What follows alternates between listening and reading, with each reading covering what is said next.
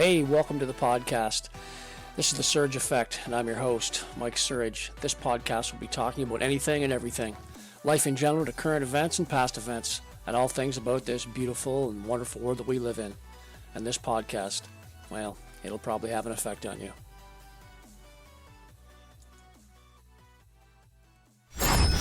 Well, hello and welcome to another episode of The Surge Effect. Today's episode of The Surge Effect, we're going to be showing you some clips of the congressional hearing the other day with Secret Service lead Cheadle.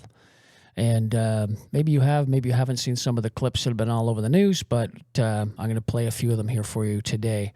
And then at the end, we're going to do a little bit of a analysis of the shots that were taken when Trump was shot in Butler, Pennsylvania.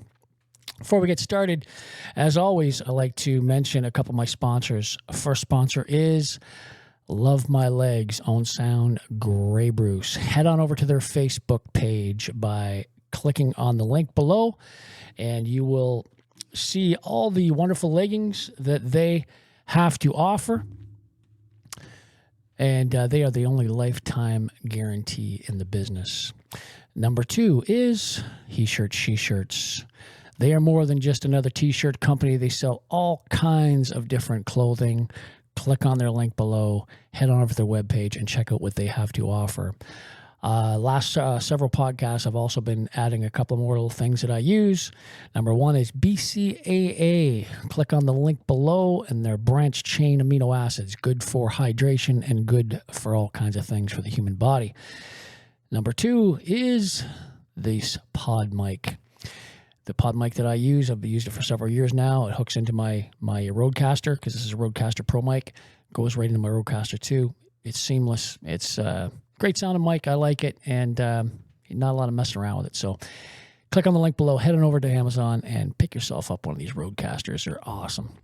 All right, so let's get into this podcast. This is the first opening statement from. Thank you, Mr. Chairman. Director, this is from Jim Jordan. I don't know if people know who these players are. Jim Jordan is the head of this committee, and this is his opening few questions for the director. Guessing or lying? The day after President Trump is shot, Secret Service spokesman Anthony Guglielmi said, quote, "The assertion that a member of the former president's security team requested additional security resources that the U.S. Secret Service or the Department of Homeland Security rebuffed is absolutely false." The next day, Secretary Mayorkas said, "That is an unequivocally false assertion. We had not received any request for additional security measures that were rebuffed." But 5 days later, the Washington Post said this: "Top officials repeatedly rejected requests from Donald Trump's security detail for more personnel." The next day, the New York Times said this: "Mr. Guglielmi acknowledged that the Secret Service had turned down some requests for additional federal security assets for Mr. Trump's detail." So which is it? Because both statements can't be true. Were you guessing or lying when you said you didn't turn down requests from President Trump's detail? Neither, sir, and I appreciate the question. Well, what were you doing? Because those statements don't jive. So what I can tell you is that for the event in Butler, there were no requests that were denied. As far as requests... Well, maybe they got tired of asking. Maybe you turned them down so darn much, they said, not worth asking. How many times did you turn them down ahead of that? I think that it is important to distinguish between what some people may view as a denial of an asset or a request. Well, is Mr. Guglielmi your spokesperson? He said he acknowledged the Secret Service had turned down some requests. I'm asking how many? A denial of a request does not equal a vulnerability. Well, tell me what it is. There are a number of ways that threats and risks can be mitigated with a number of different assets, whether that be through personnel, whether that be through technology, or other resources. Well, tell the committee which it was. They asked for additional help in some form or another. You told them no. How many times did you tell them no, and what did you tell them no to?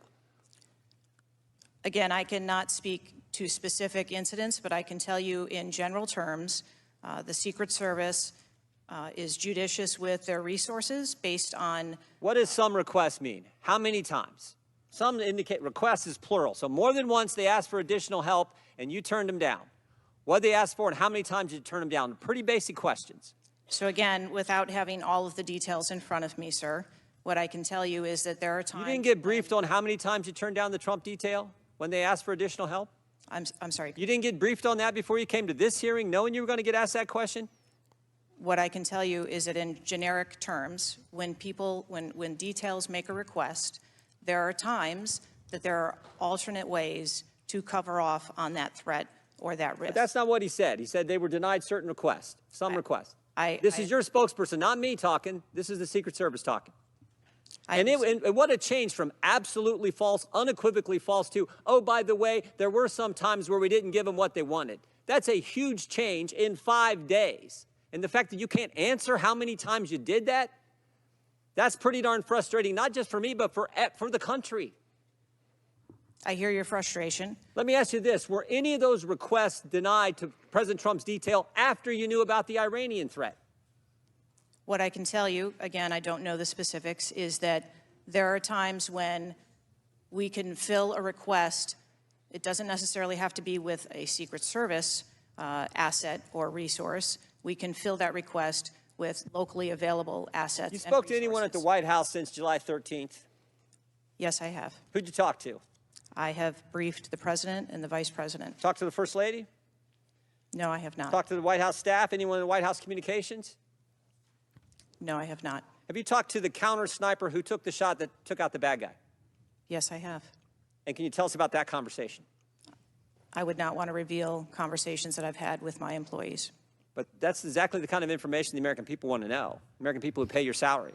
I understand. This is an ongoing investigation, and Who's all doing the investigating at Secret Service? I know the Inspector General, but is there also an internal investigation in addition to the Inspector General? We are conducting a mission assurance investigation internally, yes.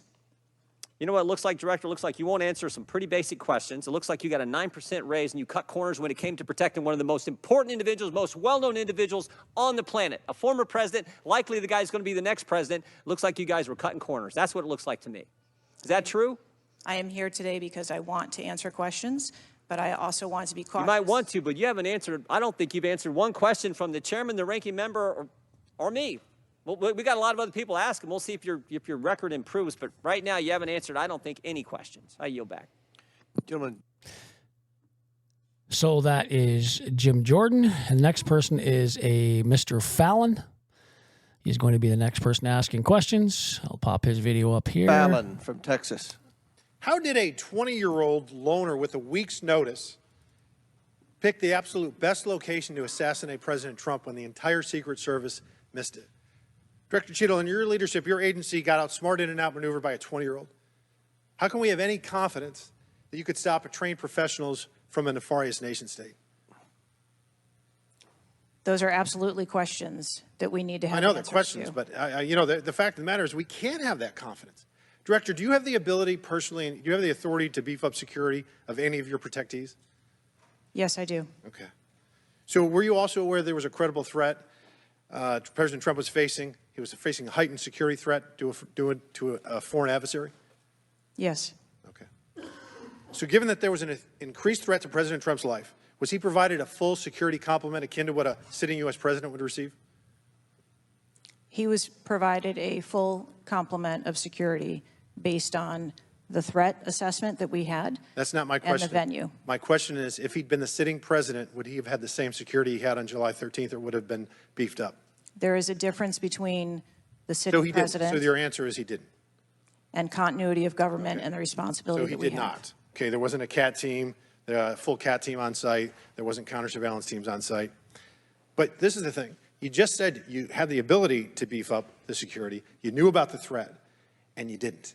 And that's as telling as it is chilling. We have satellite images from the Butler Fairgrounds. Have you visited the site? No, I have not.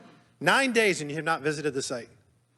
9 Should have been days. there that night. Did you talk to, that evening, did you talk to the team, the heroes that surrounded the president?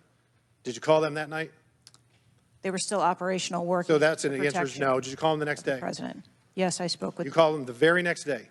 not the day of? Or was it 72 hours after? I don't know the timeline, but I spoke with Okay, them because you're under oath. immediately following. I think it was 72 hours after. You waited 3 days. What is immediately clear is that there are a number of structures that need to be secured. Of these, Director, other than the first, immediate 4, what's the most dangerous site that should have been secured? Because Security 101, you got to mitigate the high ground. Yes. Okay. Do you know what the next most dangerous site, what was the closest structure to the president, other than the 4 immediate ones that you had your counter sniper teams on? There are a number of structures around that event site. You know who the shooter knew? The shooter has visited the site 2 more times than you have, and he had a drone, and he picked the AGR building. So you said, do you remember in an ABC interview you did that you didn't have people on the roof of the AGR building because you were worried about safety because of the slope? I recall that statement. Okay. Does the Secret Service have written policy you can share with us about slope roofs? No. Okay.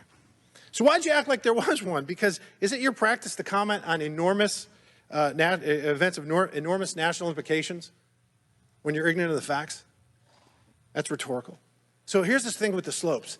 You go all up to like 1812. You can go to a 112, which is about as flat as you can get without it being completely flat. And you're saying that there was a danger, safety concern there. But the problem is, Director, you put your counter snipers on a 312 roof, which is steeper than the 112. And by the way, the 112 is ADA compliant. You can build a ramp for a wheelchair on a 112 roof. So these are nothing but pathetic excuses, and they make no sense, and they're a bunch of cow dung. All the law enforcement I've spoken with over the last 9 days are amazed that the AGR rooftop was not secure. And you want to know why? Because it's dangerous. I have never had any long gun training in my life. I own an AR-15, and last time I shot it one time my whole life. It was 6 years ago. That is until Saturday, where we recreated the events in Savoy, Texas, where you recreated what happened in Butler. I was lying prone on a sloped roof at 130 yards at 6:30 at night. And I knew that he had a scope. I didn't know what kind, red dot or magnified. So I shot 8 rounds from both. You know what the result was? 15 out of 16 kill shots. And the one I missed would have hit the president's ear. That's a 94% success rate. And that shooter was a better shot than me. It is a miracle President Trump wasn't killed. Corey Comparatore's life is over because that damn shooter made it on the roof. And it wasn't the roof that was dangerous. It was a nut job on top of the roof. You know what else is dangerous? I believe your horrifying ineptitude and your lack of skilled leadership is a disgrace. Your obfuscating today is shameful. And you should be fired immediately and go back to Garden Doritos. Mr. Chairman, I yield back. The reason why I said about the Doritos was because she used to work for Pepsi. I think she was a security personnel or the lead. Green from Georgia. The lead personnel for in Pepsi. Anyway, here's Marjorie Taylor Greene. Thank you, Mr. Chairman. Ms. Cheadle, I'd like to remind you that you're under oath. The site team has a senior supervisor, an advanced team, a protective intelligence team, a counter sniper element, and detail. Who was the agent in charge? How long has she been the agent in charge? And what is her Secret Service background? So I'm not going to provide a name. Why not? You're here to answer our This questions. forum, I'm not going to provide names of. You stated in your testimony, you said, I am here today to answer your questions. That is correct. Answer the question. I'm not going to provide names of our personnel. To Why this not? committee today. The American people are demanding these answers from you today, Ms. Cheadle. I will do the best to provide you accurate information based on the facts that I have at this time. You're not answering our questions. The advance element coordinates with other intel or law enforcement partners, identifies threats and weaknesses at the sites and movements. We'd like a copy of the advance report. Have you brought it here with you today? We will comply with the request for the documentation that has been requested. When will that be, Ms. Cheadle? Because you should have brought it today. I am certain that our personnel are working on obtaining all of that documentation. I don't believe you, and neither do the people watching this hearing. You're not doing well, as Mr. Moskowitz informed you. You've been sitting here for over 3 hours, and I have you know the entire country is demanding you resign and demanding that you be fired if you do not resign. Things are not going well for you. You need to answer the questions. Was there a protective intelligence team, and what technical resources were utilized for that event, specifically drone or helicopter assets?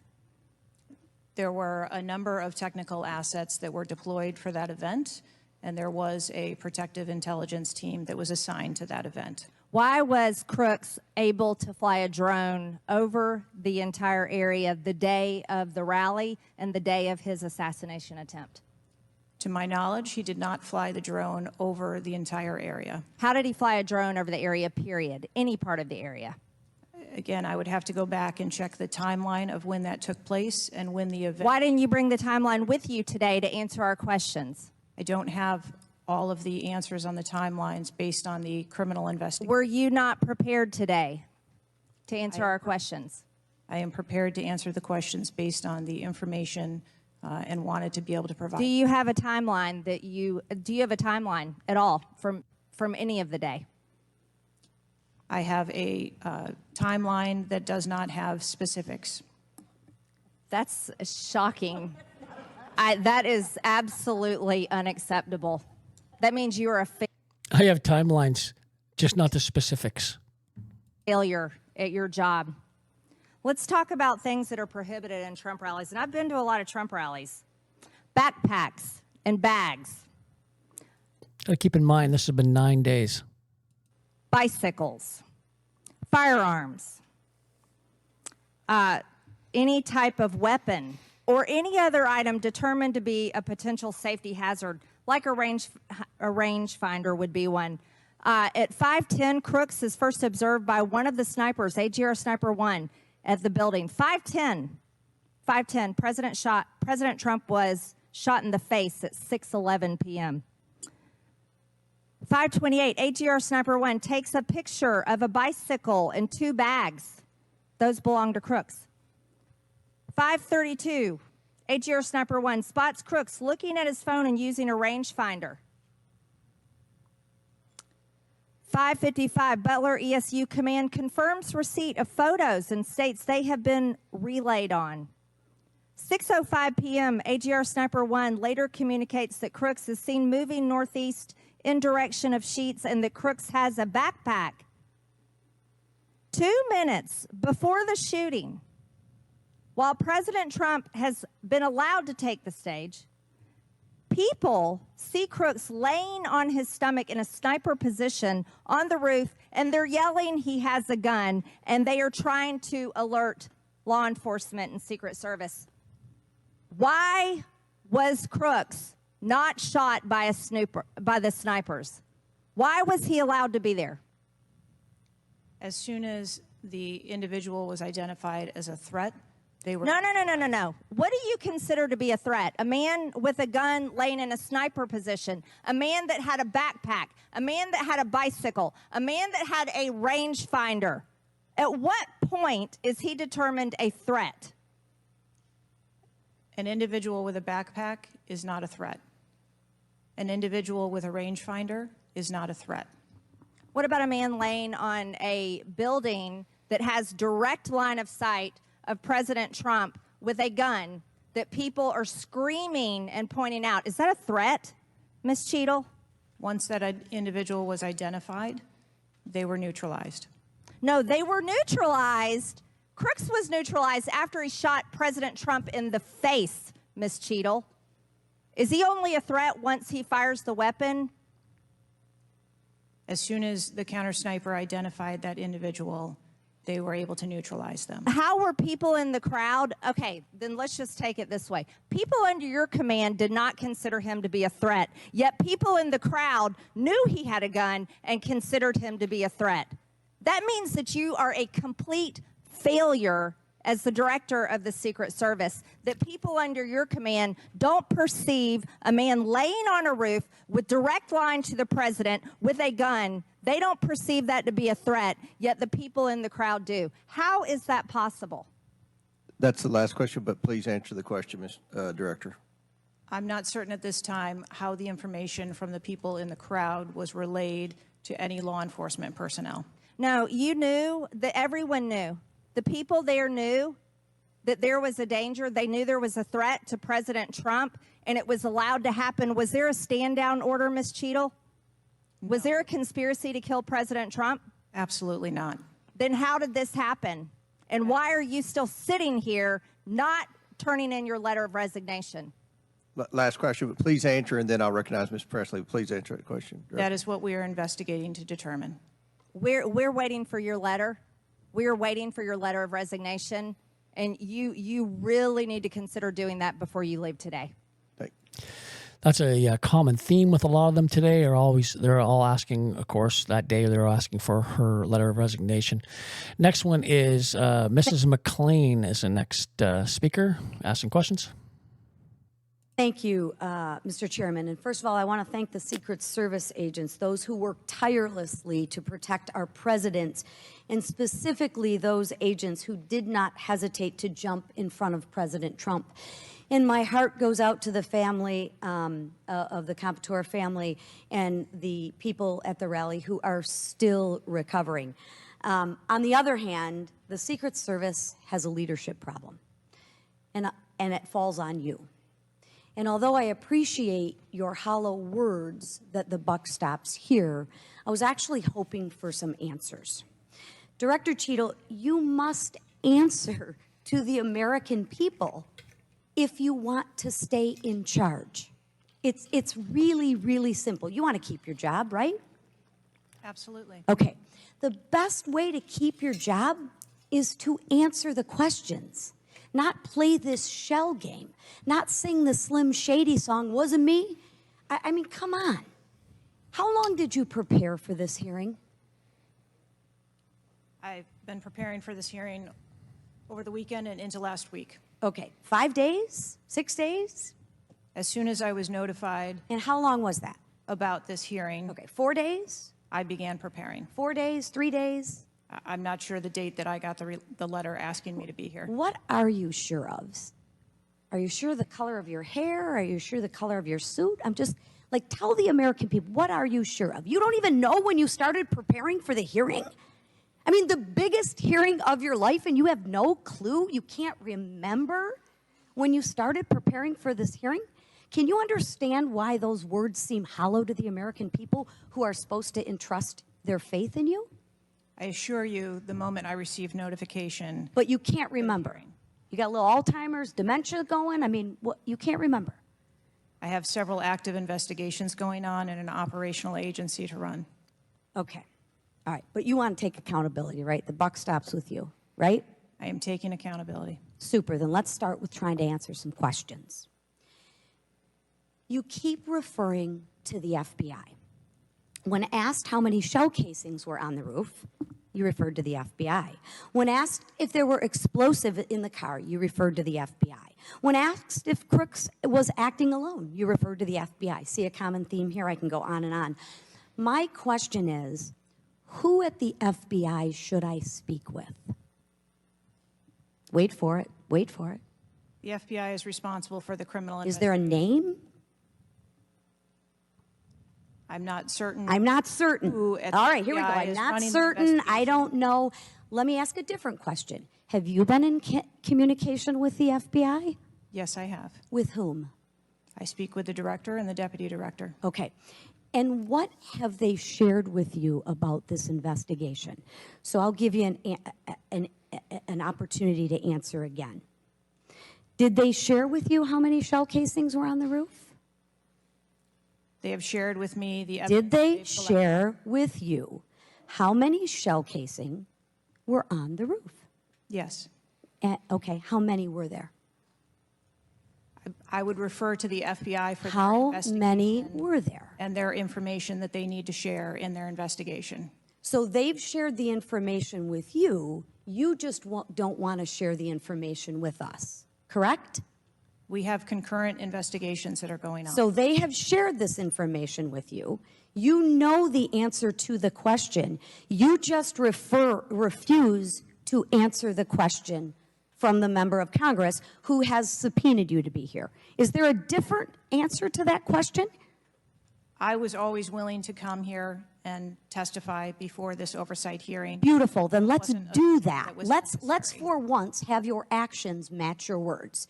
So you've been in communication with the FBI. You know the answers, and you refuse to tell us the answers. So I will ask you again. You know how many shell casings were on that roof. What is the answer to that question? I think it's pertinent. What is the answer to that question? I think it's pertinent to talk to you about the information that the Secret Service has and that the Secret Service knows related I'm to the asking events you on an that day. answer to the question. If you're supposed to be in charge, if the buck stops with you, how come you can't share the answers? What are you covering up? What are you hiding, my friend? I'm not covering anything up. Then why can't you answer a simple question? I would leave it to the criminal investigation to answer questions related to that. When you talk to the FBI and you ask them how many explosives, well, let me ask you, did you ask them how many explosives were on the roof? Did they answer that question? Or in the car, excuse me. Did they answer that question for you? Yes. Yes. So you know the answer to that question that my colleagues have asked you. But again, you refuse to give us the answers. You're playing this wasn't me. Well, I submit to you, if you can't, and it's not a can't, it's a won't. It's not a can't. It's not a I don't know. It's a I choose not to answer the question. Well, let me tell you, Ms. Cheadle, if you're going to lead, you need to lead. If you want to be in charge, then answer the question or step aside and have someone with the courage and the guts to answer to the American people the questions that they deserve answers to. And with that, I yield back. Chair. Wow. Miss McLean, she asked the tough questions there. Simple questions, right? How many shell casings were on the roof? Next person up is Mrs. Boebert. Lauren Boebert. Here we go. Today, Director Cheadle definitively able to dismiss erroneous information and speculation. However, you are refusing to answer questions that we now know that you have the information for. You are saying that you are wanting to answer questions that the Secret Service has information to. Well, ma'am, you are the Secret Service. You are the director. You have said that you are the best for the job. So I'm going to ask you some questions now knowing that you do have answers from the FBI, whom you have been passing the buck to this entire day. And I'll start with something that, maybe the FBI doesn't know because it has to do with you personally. You said you spoke with President Trump after the assassination attempt. And I want to know, did you apologize to him directly for nearly having President Trump killed? Yes, I did. I appreciate that.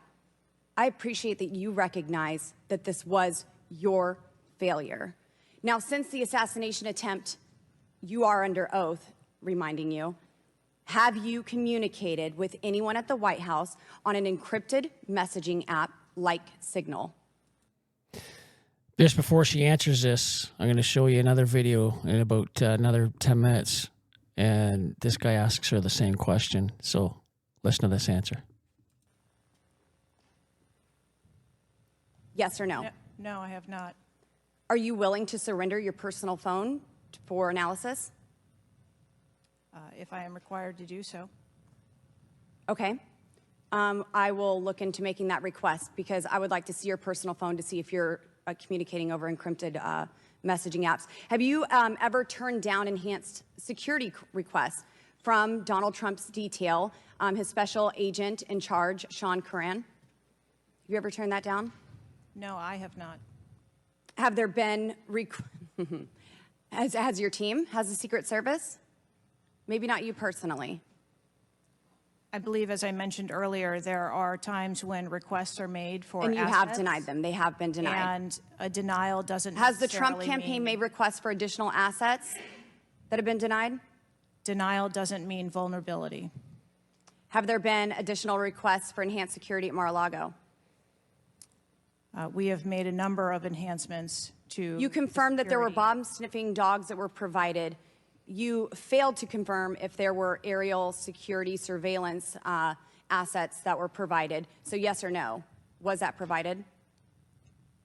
At the rally? At the rally, yes, ma'am. We had Overwatch provided at the rally. You've confirmed that the assassin was identified as suspicious 57 minutes prior to the shooting. Was the suspicious individual ever approached by an agent? Was any contact ever made with him? Not to my knowledge. Is that the standard protocol for someone who is identified as suspicious? The protocol would be to locate the individual and. And you said that he was located 2 to 5 times approximately? No, I said that the information was passed potentially somewhere between 2 to 5 And he was never times. located by an agent? To my knowledge, that individual was not located by an agent. We have dozens of rally goers who have identified him and not one agent on the ground. There are many, many, many agents on the ground, local law enforcement, Secret Service. No one was able to identify him and have sights on and see him. What I'm saying is that the agents that were on the ground at the time, I have no knowledge that they were able to interview him or locate him. Thank you. Was there a local law enforcement officer who approached the roof and saw the shooter and saw that he was present on the roof? That is the information that has been shared with me. Have you spoke to that local law enforcement officer? No, I have not. Are you going to? It is part of a criminal investigation that the Are you going to- FBI is interviewing those individuals. Were agents stationed on the water tower? No, Why? that would not be something that would be included in a security plan. Has the man who is reported to have been present wearing a gray suit who allegedly requested a photo of the dead body of the assassin on top of the AGR roof been identified? I don't have that information. Is that something that you've heard of? No, Were ATF agents present at the rally to attend or to work, to work? not to my knowledge.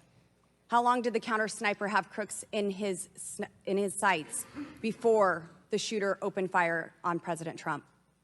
I don't have that specific timeline. Will you be able to tell us if he communicated with other agents on what he was seeing through his sights? Once I have that information, absolutely. Because we need to know why he waited for multiple rounds to be fired at President Trump before the threat was neutralized. We need to know if he was given an order to hold fire. Now, you've excused the roof of being unmanned because of the slope of the roof. Do you continue to assert the slope of the roof as a credible reason for leaving this position undefended? First, I'll go back and correct that there was no order to hold fire. Our agents and officers have the ability to neutralize a threat at the time So you that don't they know, see it. I'm sorry, you don't know the communication that was taking place or how long he had him in his sights because you haven't spoke to him, but you do know that there was no order to hold fire. I can tell you the way that our personnel are trained. They are trained on the use of force scale that when they see a threat, they are authorized to neutralize that threat. They don't have to ask for permission. You excuse the roof being unmanned because of the slope. Do you stand by that assertion? The roof was not covered with an individual on it because there was overwatch provided. Apparently not. No, there was no overwatch provided. This is very evident. President Trump was shot. A man died. There was no oversight provided. I find this rather maddening, especially now knowing that you do have answers from the FBI, who you have been passing the buck to this entire hearing, not answering a congressional hearing, members of Congress, while you are under oath and under a subpoena. I find it maddening that the director, that our country has come centimeters away from oblivion under your watch. You have answers. You are refusing to give those to us, directing us to the FBI, and this entire thing is a waste of time. You are responsible for the loss of a life and the shooting that took place on President Trump. You do need to resign. This is bipartisan. You need to be fired. You do not need to hold this position. You are not the best for this job. I am over my time, but I cannot tolerate your watch any longer, and I'm going to continue to call daily for you to be removed from your position, ma'am. All right, so that was Lauren Boebert, and the next one that I'm going to show you is a guy that actually asks her about encryptions on devices. And this is the questions that he asks her. Identify both. So I want to talk about communications. Representative Boebert asked earlier about using encrypted apps that you said you have not used, I guess, Signal. Have you used any encrypted app to communicate from your personal device? I do on occasion use encrypted apps to communicate. So you use some form of an encrypted app to communicate with people within the federal government, with local law enforcement? Whom are you communicating using the encrypted apps? Many times it's with colleagues and associates. So you're communicating with colleagues on a personal device? There are times that the Secret Service, when we work internationally with some of our partners, that they don't have the same texting capability. And you're not able to do that with your government-issued device? Recently, we have been able to install some of those apps on government devices. Okay. Let's talk about some of the things that we can get access to. I'm actually shocked that you are using your personal device and encrypted communication tools. I think that might be the most shocking thing that I've heard today. I didn't expect for you to say that. Interesting, because Boebert, I believe just before that, if you even go back and listen, asked the same question, and she said no. Luna. So, perjury? Don't know. But lying to Congress? Don't know. You'd be the judge in that one. So this is the last one. It's going to be Miss Luna, and this is her questions. From Florida. Director Sheetal, can you please give me the names of the individuals who are in charge of your con-op for the rally? I'm not going to release names. Can you give me the today. titles? And how many individuals? No. Nothing? We had a full advance team that was responsible for advancing How many the site. people are the final approval authority? There are a number of people Can you that give me a are number? engaged in approving the plan. Can you give me a number? No, I do not have Okay. a firm number. Can you just confirm whether or not, I understand this is an open investigation, but in order to dispel conspiracy theories, have you guys been able to subpoena the shooter's Discord records, or has the FBI, to your knowledge? I believe that the FBI is working on those. Okay. Is it factual to say that you have not ruled out that the shooter was working with other people or persons? Again, the FBI is conducting the criminal investigation into Can the you, shooter. at least in an effort to dispel conspiracy theories, can you confirm or deny that? At this time, we do not have that there were any other people engaged. So you believe he was acting alone? I do. Okay. Have you been made aware of multiple eyewitness reporting that there was a second shooter on a water tower? I do not have any information related to any second shooter. Okay, the reason I asked that is because according to testimony from multiple witnesses, they did report that. And again, to my understanding, there were over 40 sniper teams that were briefed by the Butler ESU.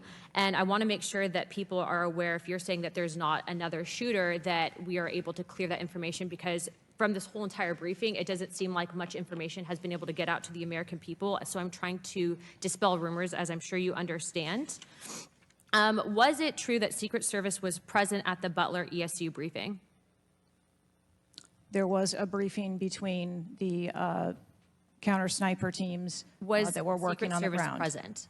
Yes, to my knowledge. Okay, I want to read you a report from people that seem to be throwing you under the bus and stated that they were in attendance and that Secret Service was not in attendance at the security briefing, according to individuals with knowledge, to also include that the AGR building where the shooter Thomas Matthew Crooks was located was actually not a part of their security perimeter for that. So there was not Secret Service present.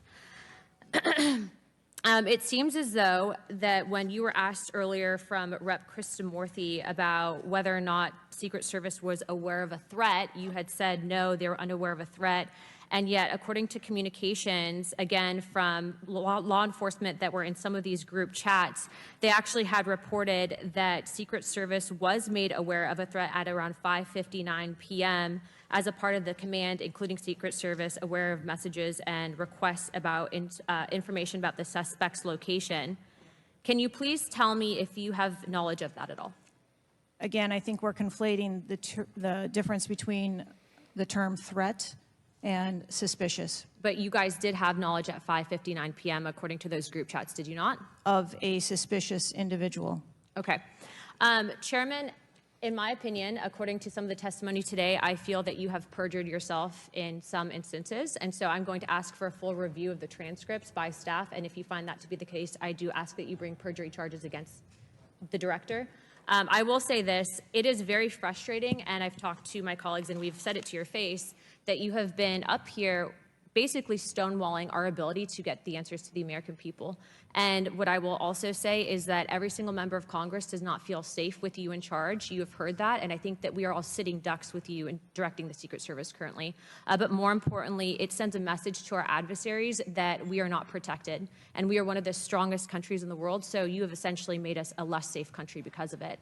As a result of that, I'm asking you to formally step down. I share my same opinions as my Democrat colleagues. And I also think that your efforts to bring forward a full investigation and report in 60 days is unacceptable. And as a result of that, I'm going to do everything in my legislative toolkit to ensure that that happens sooner rather than later. And I'm sure that you know that we brought a vote on inherent contempt against Garland for essentially blocking a congressional investigation. And I don't think that you should be any different. So I will say that I am just completely disgusted by your performance today. And I understand that you're probably in a position where you're being told not to testify, which is why we had to subpoena you. I think that goes back to Garland. But again, that is part of the flushing that we need to get out of Washington, and I would be happy to assist in that process. Chairman, I yield the rest of my time. That was Ms. Luna. Did a fantastic job. All those ladies did a great job asking questions. Of course, it was bipartisan. They all wanted the same thing. They all wanted her resignation. Literally the next day, within 24 hours, this occurred here. Secret Service director resigns after Trump shooting. Director Kimberly Cheadle revealed her decision in an internal message to the Secret Service employees. So she resigned literally within 24 hours. As the next morning after this hearing, she resigned her post just because, obvious reasons, what she has done was not acceptable. So this next clip I'm going to show you is a gentleman that did sound analysis on all the shots that were fired. So I'm going to play a little bit of this. I want to get into the part where he starts talking a little bit more about the actual sounds in the ground. So here, I'll start right about there. But there's a 5-foot ladder here. Apparently he came up, would have come across, would have jumped down onto here, would have come up. Maybe that explains why his backpack, if that's what that is left there. Came over to here. Apparently, some other cop would have been lifted up and looked over a roofline. I don't know what that is. Now, even in CNN a while ago, this is from CNN, so I'm saying even because these guys are deep state. Sorry, in the I'm going to speed up a little bit here. Shooter own to analyze it. We're doing this in real time and figuring this out as it's unfolding, and that is the absolute benefit of living in today's world with all these cell phones and cameras. Much harder to get away. They also have from the gunman 30. This is the first one. This is taken from the microphone right in front of the podium. So you're going to hear two things, of course. You're going to hear a snap. Sounds very sharp sound. So as he's playing this audio, and he's going to show you the number of times guns went off, you experts out there that in the military or hunters and know the different bullets, different sounds, what it sounds like when a shot's fired, and then, of course, the echo and all that stuff. This guy's going to explain this. Leave some messages in the comments below, and let us know what you think. That's the supersonic crack of the bullet flying within, sending its supersonic shockwave to the microphone. Microphone picks it up like that. And then there's the report of the gun, which follows a little later. Sounds like an echo, so it goes crack thump, crack thump. The crack thump is a well-known tool that snipers would use to estimate how far away somebody is that's shooting them. If there's a very long distance between the crack and the thump, that your shooter's very far away because the bullet flies faster than the speed of sound. So the sound is the explosion of the gun. Boom! That starts traveling towards, the victim down there or whoever's downrange. But the bullet gets there first, and it gets there at supersonic velocity, which means faster than 1,100 feet per second, give or take the altitude and conditions. So if anything's traveling faster than the speed of sound, it has a sonic boom, crack. right? So that's what we're going to hear. You're going to hear first in this tape, you're going to hear 3 very clearly distinct crack thumps. And then things get a little confusing, right? It gets a little fast. And so how do you count and all of that?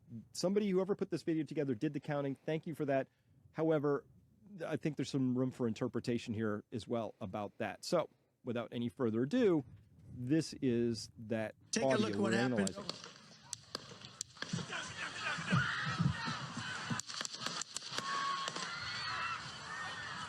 Wait. Hang on. You're going to hear one more.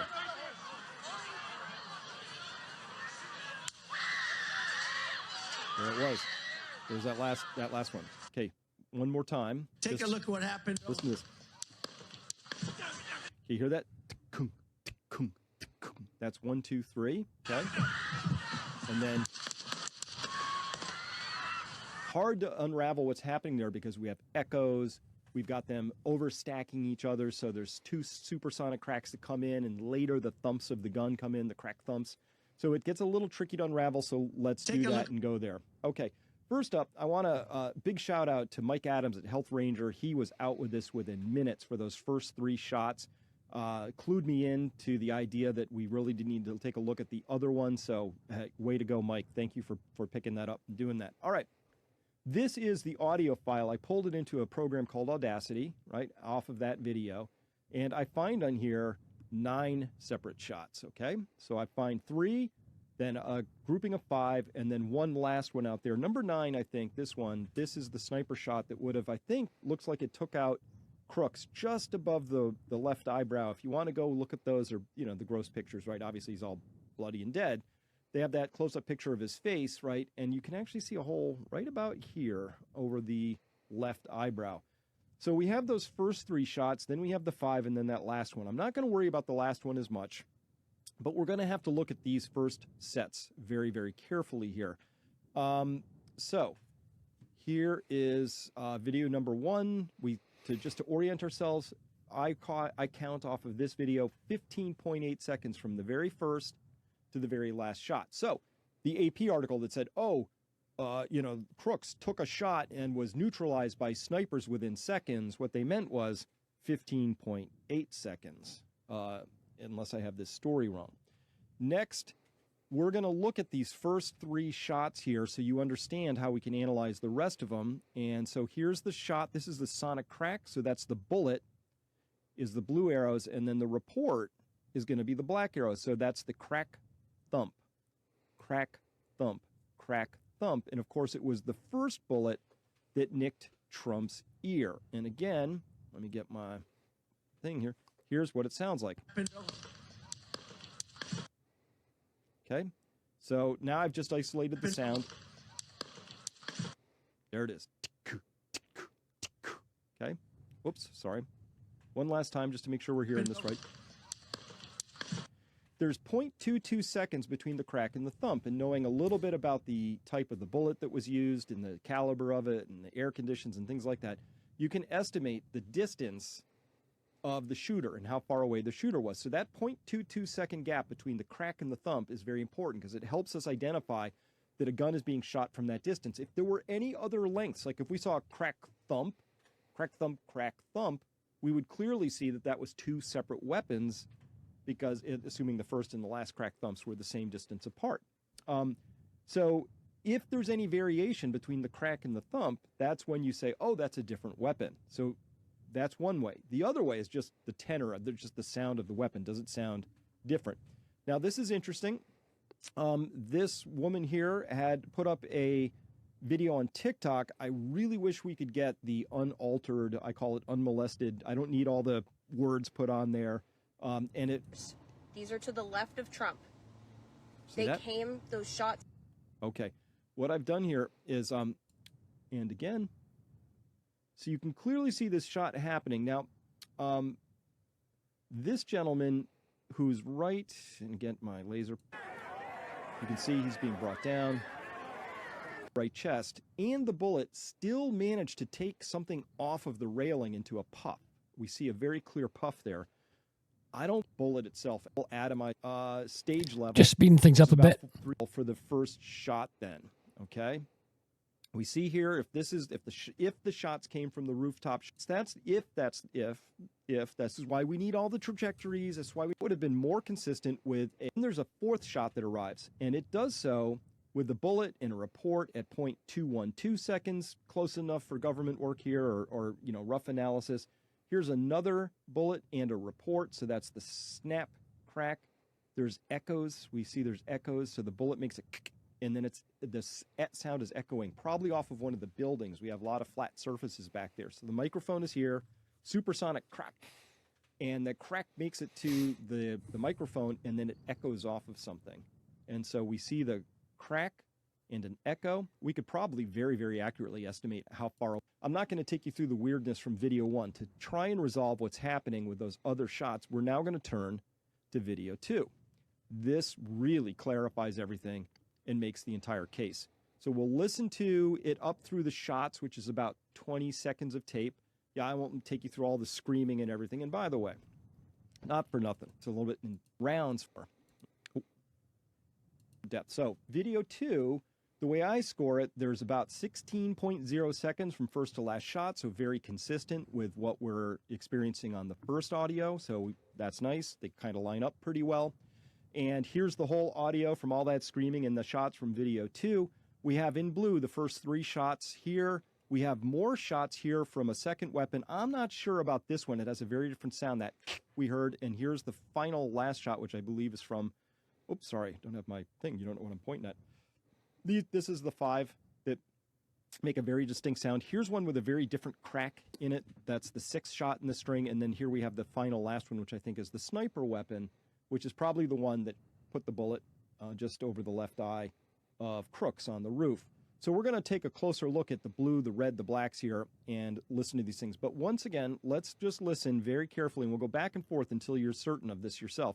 Here's just the first 3 shots from that video. I haven't done anything, no audio, I haven't done any enhancements. This is both of these video audio pieces are exactly pulled straight from the video itself. Nothing else. I haven't boosted any. I haven't done any filtering. Raw files, okay? So, and by the way, every instinct in me was to try and minimize all the screaming, but I was like, nope. That just add, like, what did you do? And then there's questions. These are raw. Let's listen to the next string.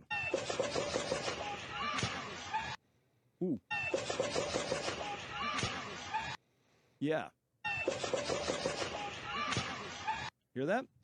So 6 sounds different to me, but here's an interesting thing. 1, 2, and 3, besides being muffled and further away, it doesn't have echoes. Here we have, this is a shot here, this one, this peak. Oh, darn it, I don't have my thing up again. Here we go. Let me know what you think in the comments below. Yeah, you hear that 1, 2, 3, 4, 5, then 1, 2, 3, 4, 5. That's kind of strange, but this is this guy's analysis of it. So this here is a shot. This absolutely different. Very different sound, totally different weapons. Okay, full stop. We have 2 separate weapons. Plus, we have no echoes coming off of the first 3, and then we do have echoes coming off of the next set.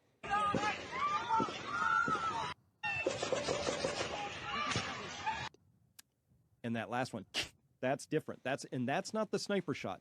The sniper shot is another 10 seconds later. So I don't know what number 6 is here, but we're just going to bookmark it for now and go on. So audio analysis conducted by Nick tells us that if those next string of shots, those 1, 2, 3, 4, 5, are coming from shooter, who we're going to call shooter 2, because shooter 1 is sending off those muffled ones. Shooter 2 is very consistent. If somebody was on the roof firing something with a 223 round, those, and here's where audio 2 is recorded from. That we've isolated up there for the most part of the gun. One, right there. That means that it's simply, but shots, audio, and the crack boom are consistent with the patsy on the roof. The angles are the same. The crack boom isn't off. There's nothing to analyze. So that's this guy's hypothesis. He thinks there's at least 2 shooters, maybe even 3. The first 3 shots were from inside the building. This assures the crack boom are consistent with the patsy on the roof. This aligns with the more distant muffled sound, the upward slope of the bullet that struck victim number 1 in the back and then in the stands, and then the lack of the echoes at the video 1. And the second group of shots, 1, 2, 3, 4, and 5, were fired by Crooks. This lines up with both the echoes on the video number 2 and the snaps recorded downrange on video 1. Shots 3 and 6 are puzzling. and will need expert analysis. But their delayed arrival downrange suggests that they were taken 79 to 95 feet farther from Crook's position. So that's an interesting take by this sound analyst. And like I said, leave comments below. Let me know what you think. Interesting take on the sound, on the audio, obviously. And you never know what's going on. Anyway, listen, thanks for watching this long video. I didn't want it to be this long, but some of the questioning is like 5 minutes long, but I didn't want to cut it too short. Give you a full idea what the questioning was like in Congress that day. So, like I said, hey, thanks for subscribing and liking the channel. Please share it and let other people know about it. It helps with the algorithm for my channel and spreads the word of things that's out there. All right, until next time, everyone, thanks for listening to the Surge Effect. And whatever's going on in your life, keep moving forward. Keep moving forward. Until next time, everyone, cheers.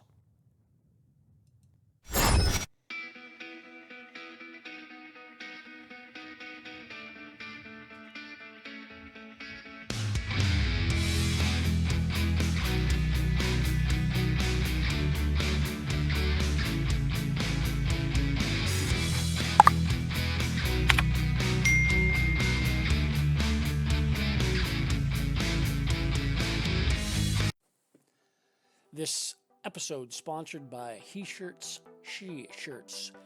Go to www.heshirtsssheshirts.ca. Just type in the letters TSA, The Surge Effect. When you check out, type in TSA for your coupon and receive 10% off your next purchase. Thanks for listening to today's podcast, everybody.